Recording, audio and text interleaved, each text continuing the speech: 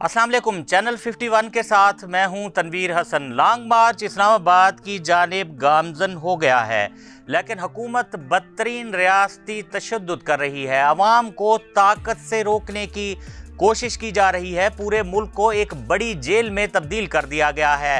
इस्लामाबाद के डी चौक को मुकम्मल सील कर दिया गया है। बड़े बड़े कंटेनर्स लगाकर रास्तों को रोका जा रहा है। पुलिस के और रेंजर्स के जो दस्ते हैं वो डी चौक पर इस वक्त मौजूद हैं। इमरान खान ने एक बड़ा ऐलान किया है। पहले उन्होंने कहा था कि वो श्रीनगर हाईवे पर पहुंचेंगे और वहां पर अपने कारकुनों का इस्तकबाल करेंगे, लेकिन उन्होंने अब ये ऐलान किया है कि वो डी चौक पर पहुंचेंगे।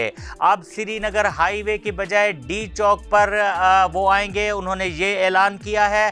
और अगर हम इस वक्त लाहौर की बात करें तो लाहौर में बत्ती चौक के करीब पुलिस की शेलिंग से इलाका मैदाने जंग बन गया। आंसू गैस के गोलों के भरपूर इस्तेमाल के बावजूद पीटीआई कारकुनान ने पेश कदमी जारी रखी हुई है।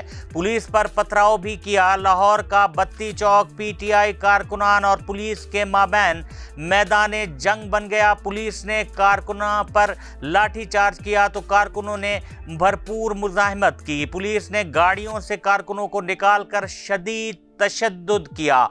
आंसू गैस की बेतहाशा शेलिंग की गई, जिसके बायस कई पीटीआई कारकुनान की हालत बिगड़ गई। तहरीक इंसाफ की रहनुमा यास्मीन राशिद के साथ पुलिस एहलकारों ने बदतमीजी की, उनकी गाड़ी पर डंडे बरसाए, जिस पर उनकी गाड़ी की विंड स्क्रीन टूट गई।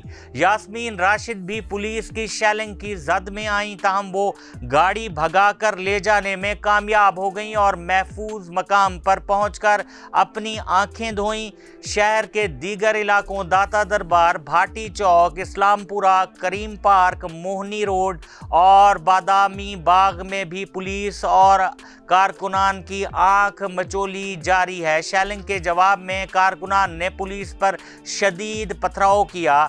कबल अज़ीं पुलिस ने तहरीक इंसाफ के मरकजी नायब सदर एजाज अहमद चौधरी को मॉडल टाउन से गिरफ्तार कर लिया। उन्हें सादा कपड़ों में मलबूस एहलकार गिरफ्तार करके नामालूम मकाम पर ले गए। उनके तर्जुमान का कहना था कि एजाज अहमद चौधरी को एहलकारों ने घर के दरवाजे तोड़कर गिरफ्तार किया। वफाकी वजीर दाखिला राना सनाउल्लाह ने कहा है कि इमरान खान को किसी भी सूरत इस्लामाबाद नहीं आने देंगे। पीटीआई के जनरल सेक्रेटरी के घर से असला बरामद होना खूनी मार्च का सबूत है। वजीर दाखिला राना सनाउल्लाह ने अपने बयान में कहा कि इमरान नियाजी आइन, कानून और अमन का रास्ता अपनाएं, अवाम के जानो माल का तहफ़्फ़ुज़ हर कीमत पर यकीनी बनाएंगे। दूसरी जानिब वज़ीर आला हमजा शहबाज का कहना है कि इमरान खान का घिनौना चेहरा बेनकाब हो चुका। ये शख्स इक़्तिदार के लिए किसी भी हद तक जाने को तैयार है। रास्तों की बंदिश से शहरियों की मुश्किलात का पूरा एहसास है। बड़े कौमी मकसद के हसूल के लिए ऐसी तकलीफ कोई हैसियत नहीं रखती। धरना, सियासत या मार्च से पाकिस्तान आगे नहीं बढ़ सकता। और मरियम नवाज़ का इस मौके पर कहना है कि इमरान खान को इस्लामाबाद आने दें, देखते हैं इनमें कितना दम है। इमरान खान एहतजाज की आड़ में खूनी खेल तमाशा करना चाहते हैं। उन्होंने असला और आंसू गैस के शेल जमा कर रखे हैं। मुल्क को किसी सूरत श्रीलंका नहीं बनने देंगे। अपनी एक ट्वीट में मरियम नवाज़ का कहना था कि लाहौर में पीटीआई ओहदेदारों ज़ुबैर नियाज़ी और बजाजिश नियाज़ी की गाड़ियों से असलाह मिला। ये नाम निहाद लॉन्ग मार्च का बदसूरत चेहरा है। इनके इरादे अयां हो चुके हैं।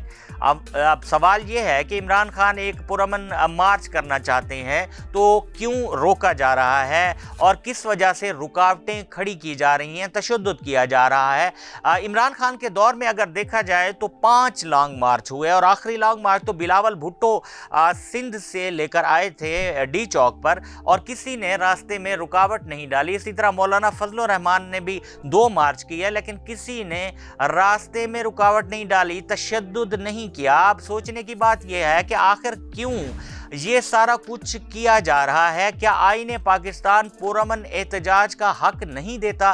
क्या जमहूरियत में इस तरह का तर्ज अमल होता है?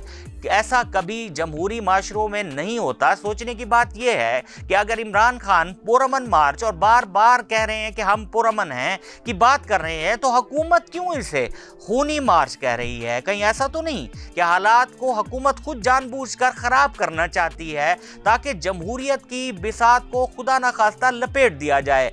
चादर चार दीवारी का तकद्दुस जो पुलिस की जानिब से पामाल किया जा रहा है, उसका जवाब कौन देगा?